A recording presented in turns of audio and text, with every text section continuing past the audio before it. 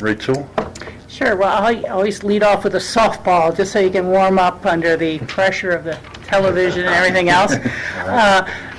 Why are you applying for this board, and what type of value do you think you could bring to it? That's a big question, long question. You know, for a long time I've been involved in well, Pickens County, but in the backcountry and on the trails for 40 years, really. I have a couple of kids who enjoy it greatly. I've been involved in, you know, almost all aspects of recreation and a love for the land. As human beings, I think we have a heavy hand sometimes on the land, and I think we have a responsibility to take good stewardship of that land. And I think the Pickens County Open Space and Trails program has done an admirable job with that over the years. And I'd be proud to give my time and what expertise I have to continue that program. I think it's very important, one of the most valuable things you guys do. In terms of tools and experience I could bring to that, I have been on the board before. I understand what the time requirements are. I understand the fundamentals of conservation easements and some of the tools and that they use and things like that. As an architect, I have been involved in quite a few land use applications, both in the city and the county, and do kind of site planning and deal with building envelopes and parking requirements and issues like that. And I think those kind of things could be valuable. I've had some other experiences in with a friend's hunt in the backcountry and trails and outdoor recreation, things like that. And I think the land itself and how we use the land is vital to us as residents in our lifestyle here. It's vital to visitors, it's vital to the wildlife, and it's vital to the vegetation. So I think it's a fundamental concept that underlies everything we do here in Pickens County. Thank you. George? Grant, thanks for applying. You served about 14, 15 years ago.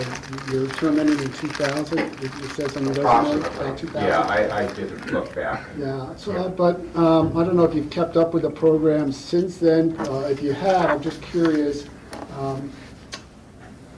whether how you've seen the direction of the program go, if that's been positive or negative, or what sort of challenges do you see the program as it continues on, and also what sort of opportunities? I haven't been too involved with the program. I do have some friends on the board, and I talk to them, so I have been up to speed a little bit about it.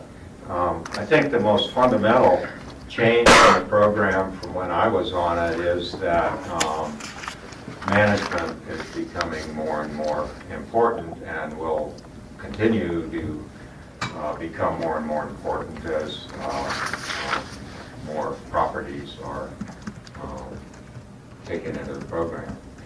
And there was a third part of your question. Well, then I just look forward in the future. What sort of challenges you see and what sort of opportunities? Well, I think that I have an interest in really the kind of the three pillars of the program, being the open space, the trails, and the management, and I'm interested in all of those.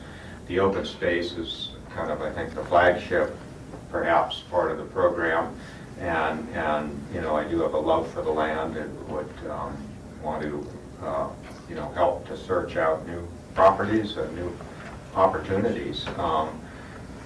In terms of trails, I understand the trail system well. I try to ski the Nordic tracks 3 times a week, the whole system up to Snowmass and everything. I enjoy the backcountry. I went out to Nicholson Creek easement to go up Haystack a few weeks ago. And in the summer, I'm an avid bike rider and have a lot of experience on trails. But I'd like to add that, I think a lot of properties are purchased for certain reasons, and it would not be one to push trails into areas where they would conflict with the purposes, whether they're environmental or whatever. So I think trails are very important, but I think the environmental qualities are maybe a tad more important. I think I'd be excited about some of the management opportunities, and I'll just maybe pick out. I went to one meeting last couple of weeks ago. The Glacier property is kind of an exciting new acquisition, and I know that they're starting a management plan there. And I don't know a lot about it, but I see an awful lot of potential there. It is an agricultural use, and I could see something like a community garden starting there, and then maybe there's an old rundown potato cellar that's on the property that could be rebuilt, restored, and used either to store food or for tools for the garden or whatever. And I think there are other groups that might get involved in that and partnership in building those things. And there's more buildings out there that, and I think maybe plugging into the sustainable agriculture movement in this valley could be very important. I support that movement and think there's a lot of great opportunity there. And I think in general that on a property like this, finding a use for it and getting people to engage with it is one of the most important things you can do to build support so that it can be supported financially. Now, a lot of properties, and maybe the majority in the open space program, I'm not saying should be developed in this way. They were purchased for other qualities, whatever they were, and I certainly wouldn't, suggest this kind of thing for all properties. But I think there's an exciting opportunity there on the Glacier property, for instance, to get involved in the management and see what these potentials are and try to design the management plan to accommodate some of these uses. Thanks. Michael? Thanks for being here, Graham. Thank you. A lot of people, have said to me, we have 80% public lands in Pickens County, or 80%, 80% plus. Why do we need more public land? Well, one reason, I think maybe the most important reason, is that the riparian areas are where everybody likes to be. We like to be, the wildlife likes to be, the water, the vegetation is all different. So while there's an awful lot of land, above timberline and up in higher elevations, I think the concentration gets down here. And I think it's important to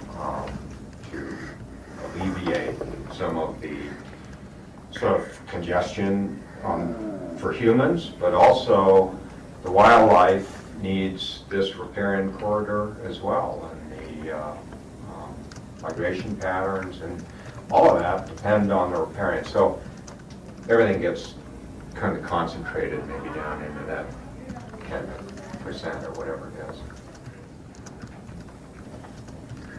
Graham, thanks a bunch for applying for this position. The members of the Open Space and Trails Board worked very, very hard, and they've been a very dedicated bunch working with Dale and the rest of the staff. I'm curious about your opinion on whether private land should be purchased by the Open Space and Trails, or whether it should be kept in private ownership and have conservation easements placed on it. What's your take on that? Well, when I was on the board, we did some of each, I guess, but the more important ones, I think, one was the Dart property, And I don't think we could have purchased that whole property, and yet I drive by there, I ride by there, and I see a lot of what I think is very valuable open space. I think that was, and I know there's some issues about that you're revisiting now, but, and I don't know too much about that, but in general, you know, that seemed to me to be where conservation easement worked well. And I think also when you don't own a piece of property, there are fewer obligations in terms of, you know, maintenance and taxes or whatever. So it certainly appears to me that a conservation easement is a very valuable tool. Other properties, maybe, you know, ownership is the way to go. So I really think you need to look at each individual opportunity. I'd certainly not try to close off any tools in the toolbox because of some ideological kind of concern. Well, there are some concerns, but you know, I think, you know, I think judgment comes in to play and should come into a play on a board as opposed to having strict rules about, you know, well, we're really, you know, keyed in on conservation easements because we can get more for the buck, or we're keyed in on ownership because it gives us more control, or whatever. You know, everything's different, and I think that's part of the judgment call that the Open Space Trail Board and your board, you know, work on. Okay, thank you. And Michael? What about the composition of the board? The board is, the age group now is probably averaging 60 plus, the average age, Yeah. and it's all men. Yeah. And you're applying for a position that a woman held.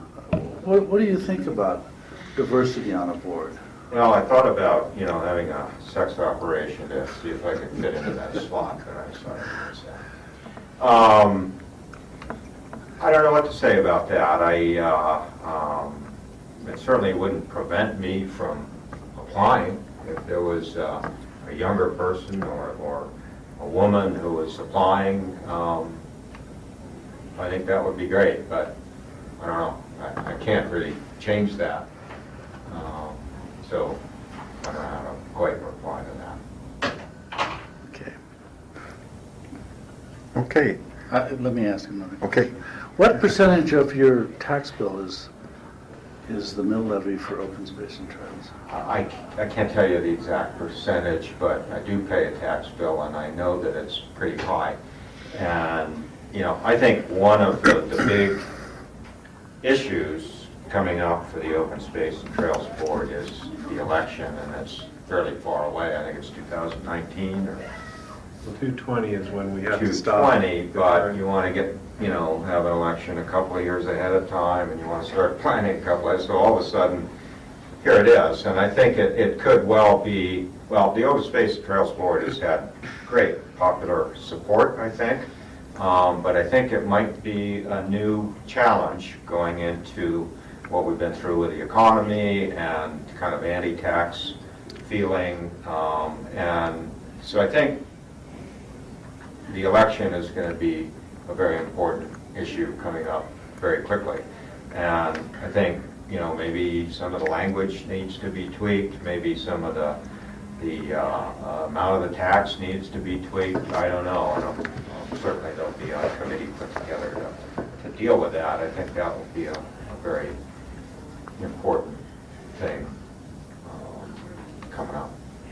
Thanks. Okay. Well, thanks, Graham, for coming in and providing thoughtful answers to us. And we have one or two more people who have applied for the position, and we'll be interviewing them in several weeks. So it'll be a little while before we can let you know our decision, but we appreciate your applying. Thank you. Thank you for the opportunity. Thank you. I guess we thought that was going to be more strenuous since we scheduled another break. I was wondering if that was a cut and paste error. The break, well, we can scratch that one out and forge ahead here. John, do you want to just discuss the PILT issue now? Yeah, and I, my handy. Here we go. PILT stands for Public Payment in Lieu of Taxes, and it's money that the federal government gives to counties around the country, mostly in the western United States, in lieu of property taxes, since it is public land and not private land. And so the United States Congress just passed a bill that left out the PILT funding to counties, which that's the first time that has happened in maybe ever, at least in my memory. And so John's going to fill us in, John Peacock's going to fill us in on where we are, where we stand on that, and where we need to go. So I handed out 2 documents, and this was news that came to us last week. We did not have time to prepare background information for you in today's packet, but wanted to provide some background for the board and for the public's sake. As you said, Steve, the PILT payments are payment in lieu of taxes, and they're made to counties and local governments, states, in proportion to the amount of federal lands and such that exist within a jurisdiction. And the logic behind them is that they're given to offset the additional service demands that are created through the public lands and the many people that access them for the services that we provide, whether that be access through maintaining roads, whether it be providing law enforcement services or what have you. For Pickens County, we receive just under we plan to receive just under $1.3 million in PILT revenues. This was based on a reduction from what had previously been funded in PILT. We have over 565,000 acres of federal lands in Pickens County, and the White River, the Aspen-Sopris Forest Service, the Ranger District estimates we have about 500,000 visitors a year, excluding skier visits. Wow. Okay, so that's excluding skier visits, and so that's what's really driving, I think, the justification for PILT coming into our community. And as you laid out, much to our surprise, in the budget, both the budget resolution, which sets the policy for the federal budget, as well as the subsequent appropriations bill, for the first time that we could find PILT, since PILT was put into place, PILT was not funded and is not currently funded in the federal budget. And so for us, that is about 3% of our general fund budget.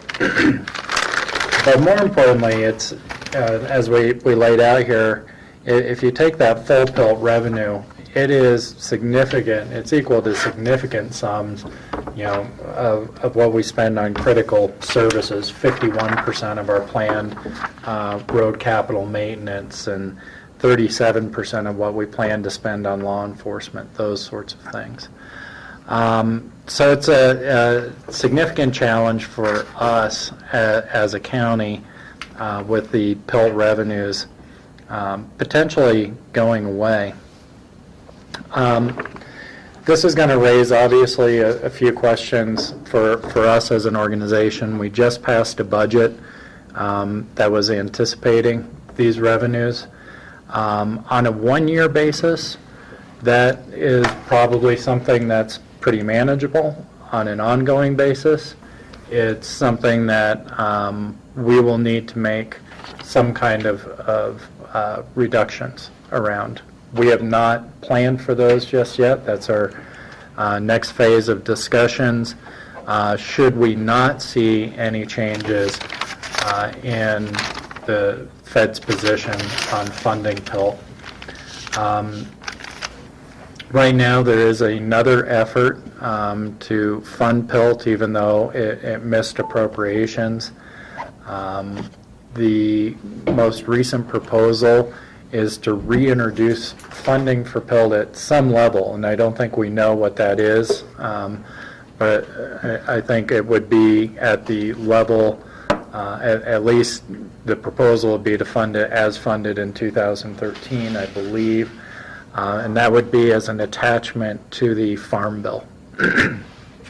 The Farm Bill has had its own challenges in terms of getting to a vote and getting passed. We expect that the Farm Bill will come forward as soon as next week, January 27th. That's, I do not believe, has been calendared just yet, but that's the next time that's looking to be brought up for a vote. I believe Senator Udall's introduced a bill at this point to bring PILT funding back into the Farm Bill. Is that right, or is it I a think separate he has a funding bill? standalone It's a bill separate funding bill. that would make it And then permanent. Senator Bennett's office, I think, was certainly looking at the possibility of attaching it to the Farm Bill. Rachel, I know you had an opportunity to attend an event put on by Senator Bennett. I don't know if you'd want to give an update on that. Yeah, thank you, John. Yesterday at 11:45 or 10:45 in Grand Junction at the Mesa County Courthouse building, Senator Bennett and his staff convened a meeting of county commissioners and other affected parties. He said his goal was very much to hear firsthand about the impacts on the counties, and it was really a very good dialogue. Every county that receives PILT is affected by this. As John has pointed out, it'd be a real struggle over a long haul, but perhaps the short-term impacts would not be as severe to Pickens County as they are to other counties. And there were a lot of great points that were made by the individuals in the room, so I'd just like to take a moment to emphasize those for our television audience. But Ouray County, in their budget this year, has gone down to a 4-day work week. They have not had salary increases for their employees for over 4 years, and this year they had to cut everyone back literally by 10% or 20% of their salary to go to a 4-day work week. That's how strapped they are as their budget. They don't have a big tourism economy. And they said the tourism they do have is really a lot of jeeping, a lot of that $1 million highway jeeping. But their county traditionally clears the roads to get to the Jeep trails on the federal lands and are responsible for the access. So they were very concerned about how they would continue to promote this national tourism of bikers and hikers and ATVs and Jeepers and everyone else using those trails if they were cut back so severely. La Plata County commissioners, who had to go the long way because 550 was closed for Rockfall, who took the time to come up with their manager, pointed out that it's not just the search and rescue we think about with the guests who are coming to the forest, but that they had recently had a murder in a Forest Service campground. And so it was their sheriff's office taking responsibility for that, doing all the investigation. It was their district attorney who'd be prosecuting that, their court costs, all sorts of things for the federal government, things that happen on properties that are not taxed and do not support the budget for those sort of activities. I was able to point out that we work in great partnership in stewardship of our federal lands, and using the example of clearing the Crystal campgrounds with our Road and Bridge Department when the Forest Service didn't have those resources. And I made the larger point for Senator Bennett, because he really was looking for his talking points, in the committees, that it's the totality of the cuts that have been occurring in the western areas. And, between seeing a 30% cutback in the Forest Service budgets over the past 3 years, to see the food stamp cut that's occurring, that while we may not have the same issues with our economy rebounding in terms of long-term unemployment benefits, counties such as Mesa County, where the oil and gas industry is really pulling out, are just seeing a huge expansion of need for health and human service issues, and it is related to those public lands. Commissioner Aquafresca from Mesa County used a great analogy in saying, this is kind of like saying, I'm really out of money and I got to cut somewhere, so I'm just going to call my landlord and tell him I'm not paying rent for the next 3 months. I'm still going to stay here, but I'm not going to pay anymore for that because I have to balance the budget on your backs, and that the eastern states should not be balancing the budget on the back of the western counties. Another additional change has been made is that the federal mineral lease royalties and revenues that come to western counties where there are mineral extraction resource activities has now been permanently shifted from a 50-50 split with the states and the feds to a 49-51% split. That was part of the appropriation bill. Those counties that produce that way have been upset and fighting that for quite a while, but this newest budget seems to really memorialize that as how they help balance the federal budget. And while I don't have numbers for Colorado, I was reading that in New Mexico, that 1% shift is equal to $10 million a year or $100 million over 10 years to their state's budget. And so these are very, very continuing and significant cutbacks that are happening to the West. And the way the message was delivered, of course, really was very rude and just kind of tell the rural folks, go away. Another thing I pointed out was that Eagle County had recently met with us and talked about their funding for some nonprofit grants, many of them outdoor and conservation groups, which when they lose $1.6 million a year out of their budget, they're not going to be able to promote or to do in the future the same manner. And that for us, we're hiring a fire mitigation specialists and doing mitigation work, and that it has been pointed out to us that most of those big fires on the public lands really start on the urban side of the line in rural communities, and that if we're not able to do that fire mitigation work, it could really damage theirs. Certainly talked about us being a headwaters community, and that if we're not able to do bark beetle mitigation and management of our watersheds, it could affect the water supplies of the whole western United States. So there are a lot of issues, and there's some subtle ones that may be specific to Colorado, not to the other western states, but as you all know, when someone buys something in Aspen and they say, please ship this to my home in Texas, there are state sales tax, but there's no local tax. It's tax exempt. And so when the feds say, hey, you get all the sales tax revenue off of these, that's not really always the case. In a lot of ways, these are tax exempt issues. We're also constrained by Tabor and cannot just randomly raise our budgets or our mill levy should we have a catastrophic issue we have to deal with. So Gunnison County was talking about how very limited their resources are for the stewardship that is necessary when you have public lands, because we are all, and we know this, using our community development staff, our attorney staff, all sorts of staff to participate fully in NEPA processes, environmental assessments, long-term management plans, responding to these documents, things like that. How are we supposed to be a responsible participant and steward of the public lands and involving better management processes when we're resource deprived? So the long and short of it, as Senator Bennett presented it, is that the Farm Bill should be moving within the next 2 or 3 weeks. They really do think they're finally going to get that off the ground. I think it's an election year. Everyone wants to carry back that, hey, we got this done, and hey, we can manage our budgets responsibly. He alluded to, although I don't know the specifics, that in the Senate and House reconciliation discussions on the Farm Bill, that they had identified about $400 million worth of savings, so they should be able to pay for PILT out of the savings from the original drafts of the Farm Bill.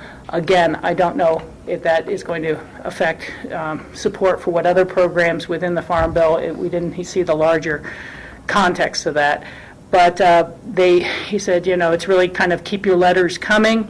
They want to really be able to present a good, strong packet to the other members of those both houses when they make the vote, and they're going to do everything they can for us.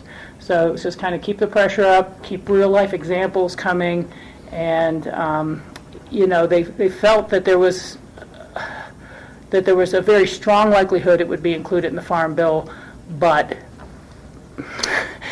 we don't know what the sausage is going to look like till it comes out of the grinder, and to what level it would be funded, and things like that. But, there is certainly, as Senator Bennett pointed out, some of your largest East Coast communities with a lot of House representatives, New Jersey, less than $150,000 a year in PILT, New York, less than $150,000 a year in PILT, and Colorado, previous levels were around 39 million in PILT. This last year was 34 million. And the visitation numbers seem to be really important, and how to stress that we are managing these lands for the benefit of all of the American public and hosting them, and they want to come here and have a safe experience. So it's just basically keep pushing. There was no specifics of who or how to do anything else other than to create that record for these folks to use and make their best argument for us. All right. So Thanks. that's all Rachel. there is. We did get on KREX Channel 5 television station, and the Grand Junction Sentinel and a few other papers carried it. I didn't really see it making it into the Denver Post this morning, but maybe there's some follow-up. And publicity to our local papers, I think, is really important. A letter to Denver Post and to some of these other areas would be good. Well, first of all, thanks for attending, Rachel, on our behalf. Senator Bennett, of course, was a former superintendent of the Denver Public Schools. You're right. Thanks for education coming. come into that discussion in terms of how much the dollars go to education, knowing not only that that's an issue for the state, but an issue for the country. I brought it up at the end of the meeting. We really only had 1 hour, and then some of the time was dedicated to the Gunnison sage-grouse issues. But were anybody there was from the there schools? were no school district people attending, so I didn't have numbers on that. But it was, and all the commissioners really strongly agreed that this would be just additional damage to our school districts and additionally unfair. So in the memo that I handed out, if you don't mind me jumping in, right now we distribute, we made an election regarding Forest Service revenues where 75% of the Forest Service revenues coming into Pickens County would go to the school districts. I believe we're required to give 5%. We had an opportunity to elect to give 75%. And the reason that you make that election is it had previously been backfilled by PILT. And so when PILT was funded at 100%, you have the funds coming into the school through the Forest Service, and then it gets The secure rural backfilled schools? through the secure rural school funding. And then it gets backfilled. It had previously been backfilled through PILT. So now, with PILT going away, I think many counties, particularly counties as strapped as what you're describing, Rachel, with your Ray County and such, if they made similar elections, which I believe most communities did, those elections will need to be reevaluated. That's 75% distribution for our school district is or was $275,000 this year. From the Secure Rural Schools program, yeah. So that's a significant hit to them. That's a good 5 positions, if not more. Yeah. And, So, John, are there any other lobby kind of efforts that we can do beyond what we're doing, or? My understanding at this point is that the Colorado delegation is already behind bringing funding back through one of these mechanisms in PILT. I think we could continue to provide information, for their purposes. I did also hand out at least a copy of a letter that went to all of our senators and representatives earlier per your direction last week. We have some new information that Kara was able to collect in this memo. We could certainly put that into a letter format to say, as you go forward, these might be helpful facts from Pickens County. We don't have them statewide, obviously. So it really is at the board's discretion, whether an additional letter makes much makes sense at this point. I certainly do think public awareness, so it was in our paper, but getting it into the Front Range papers, perhaps we can do our own press release in that regard, may be appropriate, but it has not elevated to a very broad public dialogue now, even though it may have significant impacts to communities in the West. Yeah. Rich? Yeah, the Colorado delegation is definitely on board. They're all out there fighting for that, and certainly I believe the governor's office and on. It seems to be real examples and real, perhaps listing some of the past activities in which we have participated, whether it's, again, the analysis we need to spend on creating a good EIS, a good outcome of a record of decision, road plowing, road maintenance, shared efforts that have occurred. And I could kind of see doing a little bit of a map of Pitkin County where we can really demonstrate how little private land there is within the county and what those responsibilities are for the larger. I think that they're going to be deluged with a lot of relatively similar comments, and so to the extent that we can make any of it visual, I think that is always very helpful. Or even there may be some great records from search and rescue, say, of the number of visitors. And these guys were able to really demonstrate, at least from La Plata County, who had talked to their emergency services managers, that when they do search and rescues, 60-75% of the time it's all out-of-staters and not locals or Colorado residents who've gotten themselves in trouble in the backcountry.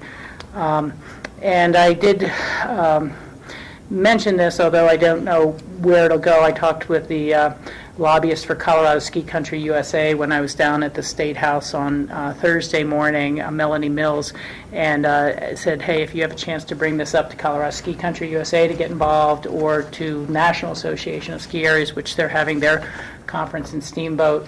And she said she would get connected her with Andy Carsey and the CCI lobbyist to get more background information and things like that. So, Bennett's office has a lot of pure number feedback that's coming from CCI and Andy Carsey and in the spreadsheet of what PILT has done in counties. But I think to the extent we can make anything visual, or whether it's a picture of one of the rescues that has occurred, or the how many rescues they've had to do in the sheriff's office, or anything from Brian Pettit about the road crews, and just real examples would help. Maybe a picture of the road closure at Maroon Bells from this past fall and saying. Yeah. I've got some of those. I think that the challenge is just not playing into the hands of those who may be setting this up to say, this is why the land should be returned to the state so they can sell them and tax them. And but we're managing on behalf of the trust of the American public to keep their public lands available to them and in a good stewardship manner. I think that Pitkin County has demonstrated a high level of integrity in protecting public lands, and the events that happened this past year. We want to keep the federal lands open to the public. It's it's the right of everybody in the United States to come and use our lands here, and we've really been responsible in trying to keep it open. And hopefully the federal government will step up to the plate and help by providing the funds for us that help us to do that. Absolutely. Okay. Well, we will keep you posted, and obviously we'll be tracking this closely. If this funding is not reinstated at some level, we will need to come back to you with some recommendations regarding our future budgets. Yeah, I believe payments are typically received in July. Is it June or July? July. So communities that have been counting it on their budget, and are left in this unsecure situation, really have a very short time to react, to make up for money they may have already spent at the beginning of the year anticipating those revenues. Okay. Thank you. Okay. We don't have any memos of interest this week. Future agendas. Yeah, couple of items. February 4th, there's going to be 2 items that we need to add, and we may need to restructure what that morning's looking like, but we need to add in an executive session for negotiations. And then, in addition to that, we'll be adding a work session on setting salaries for elected officials. That's something that, by the charter, the board needs to do every 4 years before the caucuses. We'd like to go over some recommendations and get the board's input before we come in front of you with a resolution. And there is some effort at the State House on that measure as well. I know it's different because we're a home rule county, but you'll have some of that background information as well. Yeah, and we've actually been using that as a basis for the recommendations we want to bring in front of you. So we'll be able to bring forward at least what we understand the recommendations of the Salary Commission to be at this point. How we would make adjustments to those as allowed under the charter, consistent with what we do with other employees, and make a recommendation based on that, and get some direction from you all. So when would that take effect, if there were some salary increases? It would, 2015. 2015, so it wouldn't affect our budget for the next year? no, it would affect our 5-year plan, but not our budget this year. Okay. And similarly, there may be adjustments for all elected officials. Commissioners are treated differently than the other elected executive officials. So by our charter and also in the Salary Commission recommendations. We also, next week, will, no, Pat just left. She but did. Okay. We're still working to get a completion date estimated from our survey company. We want to get that and then set a date for us to do a retreat. I think it'd be good to have that survey information back prior to us getting together for retreat this year if possible. EOTC retreat, speaking of retreats, we have another date that hopefully will work. The proposal now is March 19th from 1 to 5. Wednesday, March 19th.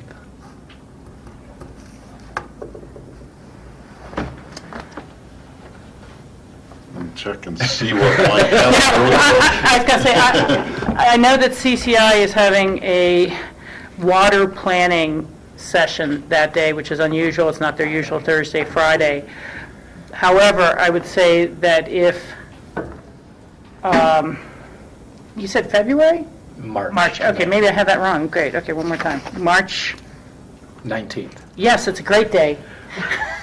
Can we book it? Because I was going to say, either Steve or I would do that, but this is great. That would be perfect. Okay. My conflict starts at, we have an event planned on the ranch with Rankport Conservancy and Open Space and Trails does an annual snowshoe walk on our ranch, which is scheduled that day for starting at about 4:30. So I could be at the bulk of the meeting. I might have to leave early if it's held that day. Okay. Perfect. Michael, does that work for you? Yeah, we had a long debate about this, and George has brought it up, but our first obligation is to the Board of County Commissioners. Everything else is secondary. So, I'm sorry we struggled so hard over this, but it says it on our working obligation, our working agreements, and I think you made that contract with the people who elected you. So I'm fine with the 19th, as I've been with the other dates. And George, you're good on the 19th. Okay, we will get it booked for the 19th. Try to. Well, I'm going to be positive, given Hopefully it works for snow days. we got indication that worked for everyone. good. Yeah, so Okay, perfect. we were the last ones to be meeting on it. So sounded March like. 9th, I'm just put in 1 to 5 tentatively. And that's going to be up in Snowmass, or where is that? Yeah, I believe that's going to be in Snowmass. Okay, do any board members have any agenda requests? Okay. I have item to bring, just to add to the agenda. The next Northwest Council of Governments Water QQ meeting is going to be on Thursday, March 13th. Close. Yeah. And we were able to do that because the EOTC didn't happen then, and that was not from us, that was from other boards who said they couldn't make it. And the Tuesday of the 18th of February, I will not be here. I'm going to attend the Interbasin Compact Committee meeting in Denver. And I'd just like to comment that while a great many of the issues, perhaps a majority, that affect Pickens County could be decided in this room and are decided in Pickens County, the state's future water supply demands and how much new supply they are going to allow to be taken out of the Roaring Fork River will dramatically affect Pickens County, as well as the frying pan. And I think that it's important that we have representation in things that will affect Pickens County and that we don't just huddle down here and hope that they pass over unnoticed.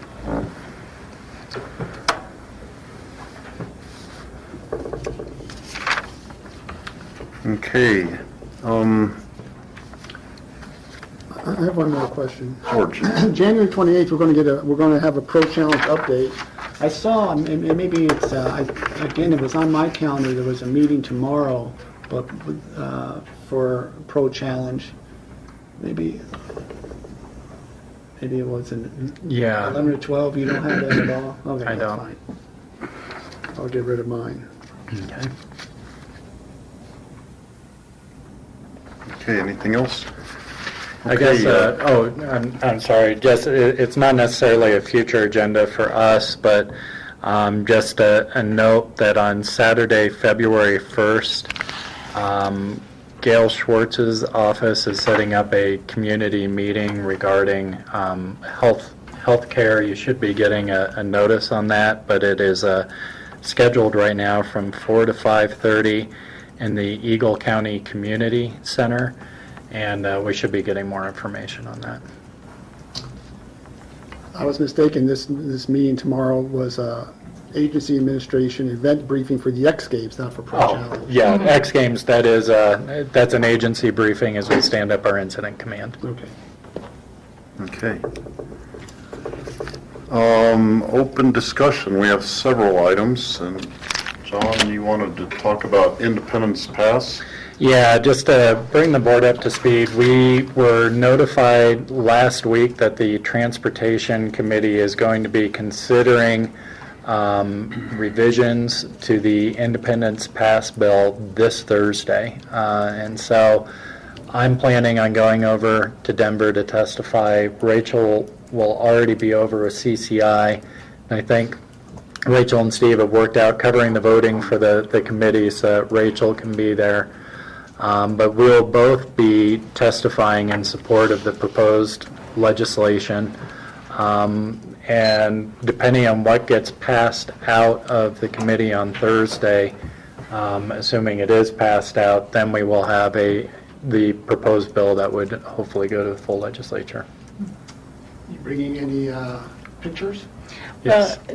John has been in contact with the CCI lobbyist who is helping shepherd this through, and he had said that we really should have a one-pager as opposed to the report.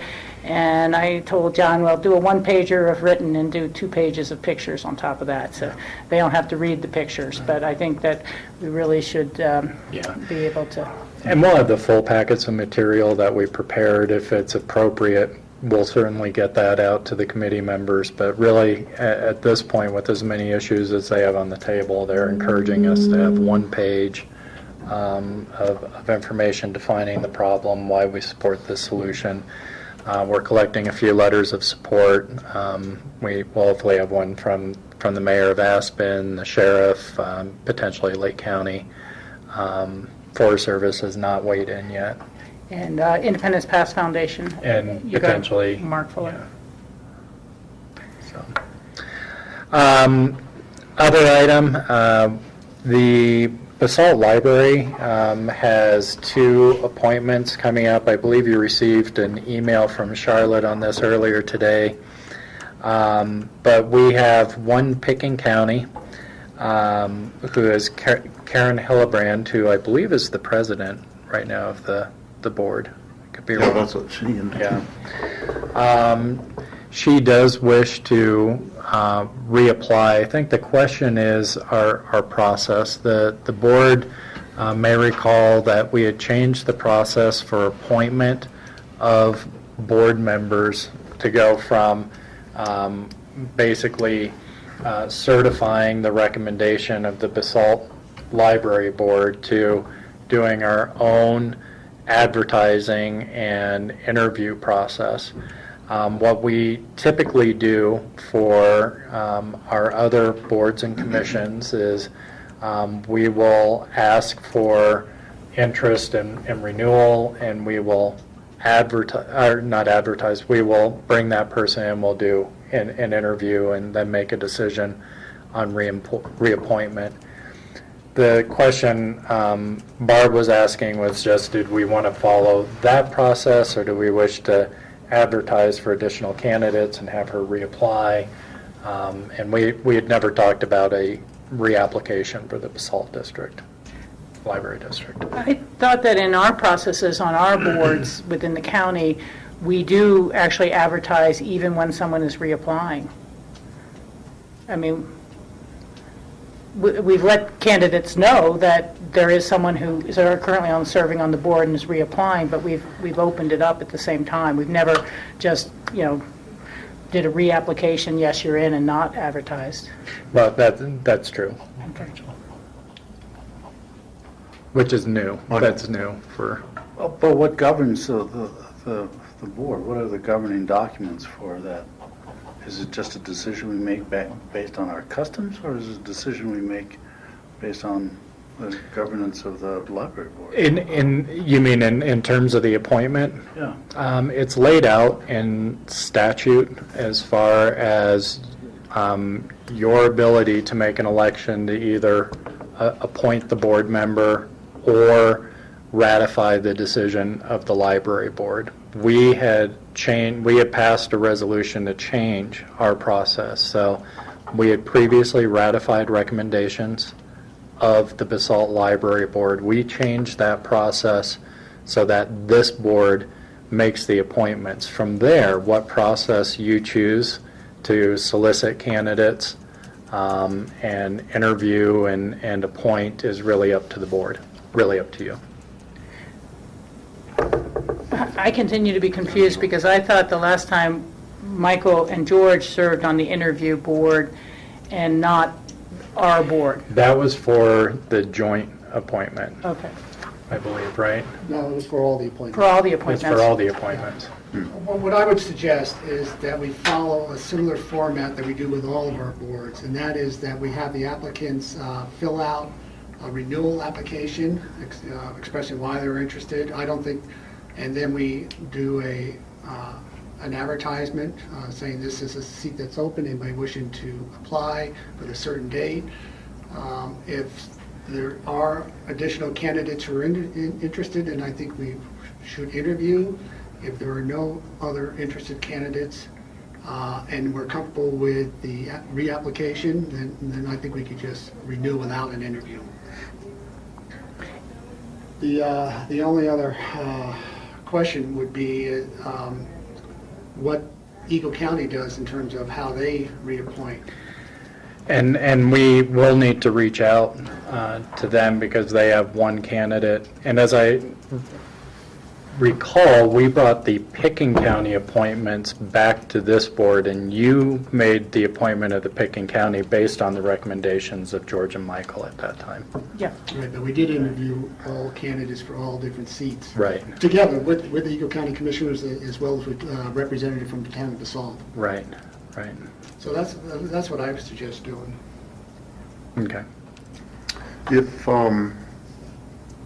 if we are doing a public advertisement for the Pickens County position, it might be, I would check with Eagle County first. They might want to also advertise for At the their same time. position. We could have one kind of joint ad that would advertise both of them together. And then the contact information, what they need to do. I had a question about if, would we be interviewing Karen Hillebrand if, well, I presume if there is somebody else who also applies for the position, Yeah.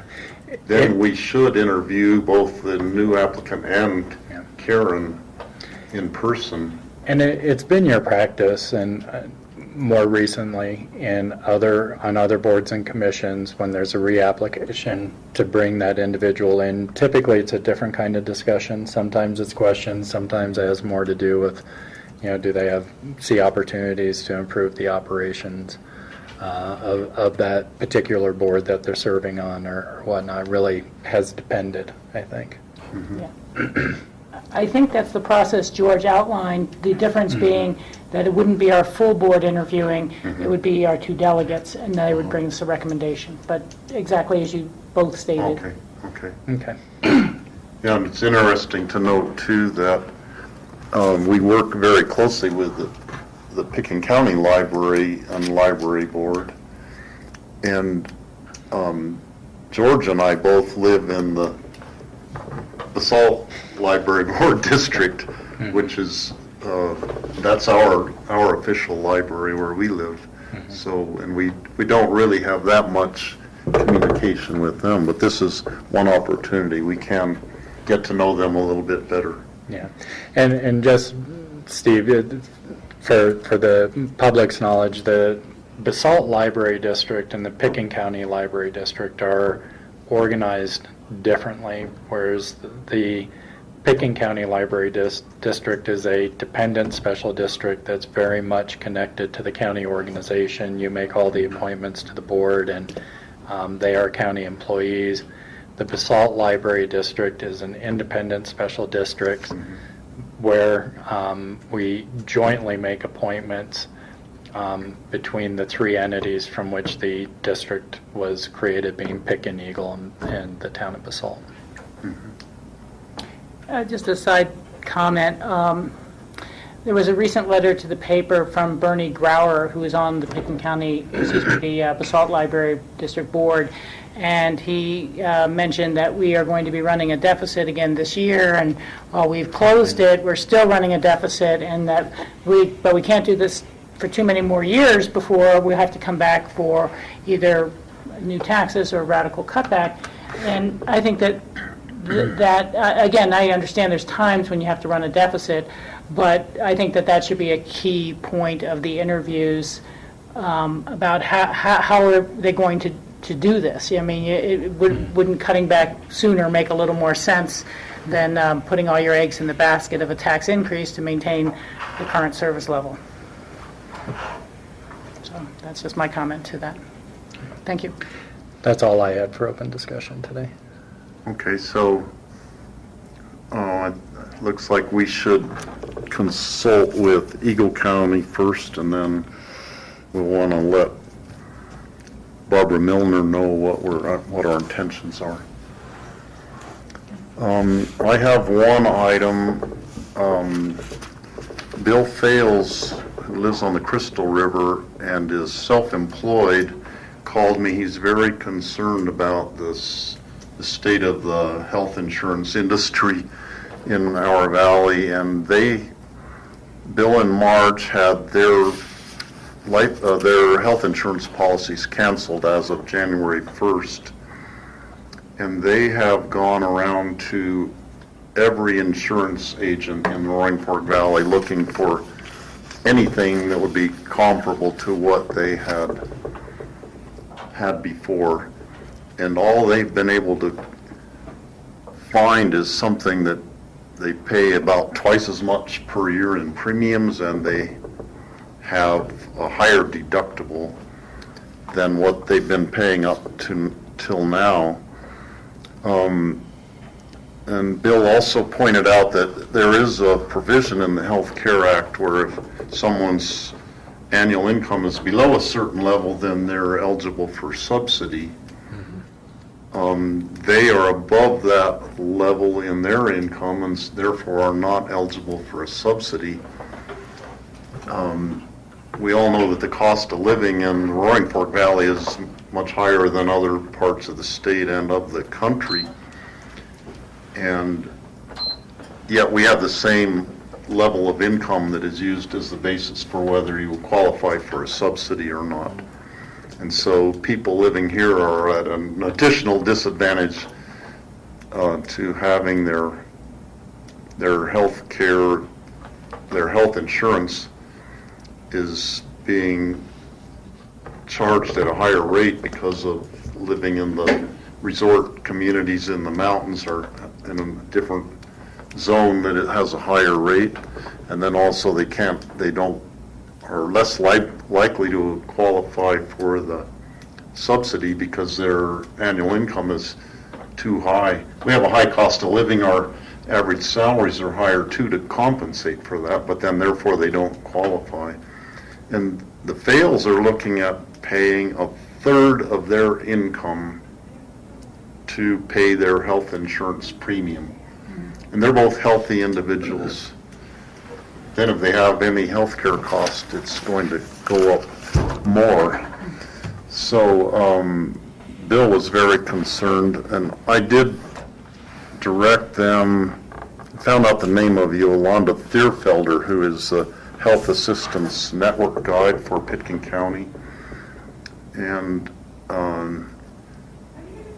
I got Yolanda's phone number from Mitzi Lettingham in the Health and Human Services Department. So Bill is going to talk to her to see if she could help them in any fashion to help solve their problem. Bill and Marge are not the only ones. I've had other people talk to me that their health insurance policies were also canceled. So it's I think a fairly common problem. And Bill was asking that the Board of County Commissioners from Pitkin County do something to help try to alleviate the situation or change the situation. He suggested talking to the state insurance commissioner or something, and That's the meeting that Gail Schwartz has set up for February 1st. yeah, so that's my thought. And when I was talking to John earlier, I was thinking that we should direct our efforts towards finding out as much background information as we can leading up to that meeting with Gail Schwartz as a first step. Any thoughts from the board on other steps we could take? I agree with the steps that you've taken so far, Steve, in terms of making sure they actually really go through the Connect for Health website to see what policies are available out there too. It may or may not solve the problem, but it's a competitive marketplace, and a lot of insurance agencies are sending out letters, as I understand it, to say your policy is canceled, here's a new policy, it's a lot more expensive. And they don't even mention that there may be other more competitive options that they themselves offer on the exchange, but they'd rather sign people up for the higher premiums, right now. And I do know the efforts that Hickenlooper has said that, I'd like to try to look for this, but I'm not sure to the extent that rates are all pretty much locked in for this year. It does relate to the cost of delivering services in the higher communities and resort communities, and then also the utilization rates. Unfortunately, we have so many great athletes that there's often a lot of knee reconstruction and things like that driving some of our rates. I think the longer-term effort that Pitkin County is embarking on with the hospital to bend the cost curve could make a difference over time, but it's not in the short term. And so I would really encourage the Thales or any others to attend this public meeting that we're going to be having, and Gail Schwartz has been diligent about working to set up, but I do not know the other steps.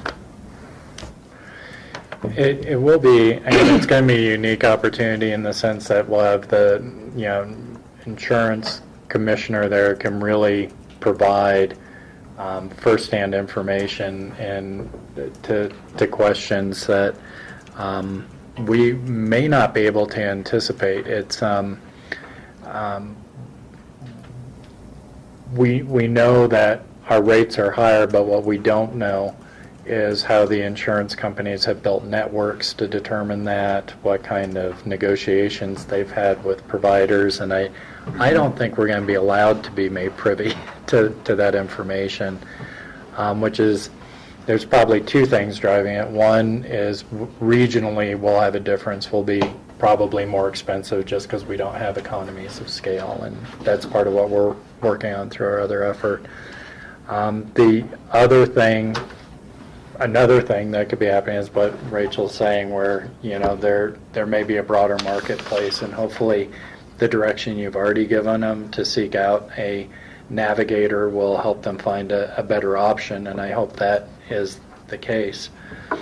And then a third possibility is that the Affordable Care Act set new minimum standards really for policies, and a lot of policies that are no longer being offered are not being offered because of the exclusions that they had or whatever was in them that they're able to bring down those costs. And so maybe some folks are faced with the prospect of having to buy a richer and enjoy hopefully richer benefits from their health care plan. I don't know which one of those kind of alternatives right now is affecting the fails, but hopefully the navigator will be able to help them find a better option. The February 1st meeting is a really good opportunity, I think, to get more information about how the banding was set and what the challenges are. And hopefully if it's that they've gotten a richer plan because of it, they'll be able to take advantage of some of those benefits. Yeah. Wish I had a better answer. Yeah. Sometimes there's more upfront costs, and then there's, hey, the colonoscopy was free, save on the back end of it, so to speak.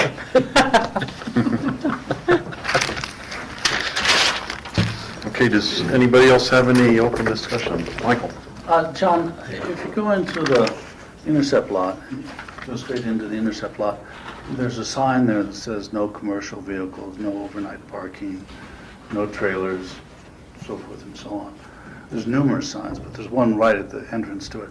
And right behind that sign, there are maybe a dozen semis and trailers parked, and have been parked for a while now. Who authorizes that? I'll have to find out, Michael. I don't know who authorized that. I'd like to know. Okay. It's a good question. It's also be interesting to know what the process was, so that is it equally available to others to apply for that sort of thing, or was it just a I waiver? don't think it is. This has been plowed and prepared, and Yeah. this is for the X Games. X Games. Yeah. Yeah, So what process would be? I just noticed there was a snowcat out there actually plowing the snow off the one part just maybe last week, and I presume it was for the X Games, but I noticed there were a bunch of trucks parked there also. I didn't notice the sign though that says The no signs commercial. out there, one of the difficulties is that we wanted that area to be restored and revegetated, and we seem to be working at cross purposes here. We either restore it and revegetate it, or we permit commercial parking on an ad hoc basis, or I just, or do, once we've done that, do we allow then any commercial operation, anything to happen out there? I just get the feeling that there's some deal being made that we're not aware of. Whose jurisdiction is that? Is that ours? Is it Raptus? Is it CDOT's? I think the city of Aspen manages the I parking out think there it's for us. yeah, but I want to confirm that. But I believe it's the city of Aspen that manages that. It and my manages guess it, is but it'd doesn't be- own it. Right. Who actually owns it? Is it the state, is it CDOT's? I think The city of Aspen is, we've had other incidents with them out there, and you know, this is difficult when there's these multiple jurisdictions. As we just found out with the hospital and the ambulance district taking control of things that they don't really have the authority to do. So I would just like to have their statement on how these things occur. That's fair. I can't answer that right now, but I will find out what that process was. Who owns it? And, Because we just approved the management budget out of the EOTC budget Right. for the year. So I know the city manages it, but the other questions you both asked, we'll get some more definitive answer and create the history. Okay, anything else? No. Okay, that's it. We're adjourned. We'll adjourn this work session, and we will see everybody tomorrow at 12 o'clock for the regular meeting. Thank you. Good job, Steve. Thank you. Thanks for the little reminders on I leave out the important words. Rachel, can you give me the February date? You're not going to be here again. Was it the 19th? No, it's Tuesday, the 18th. The 18th. I think it's the worst session day.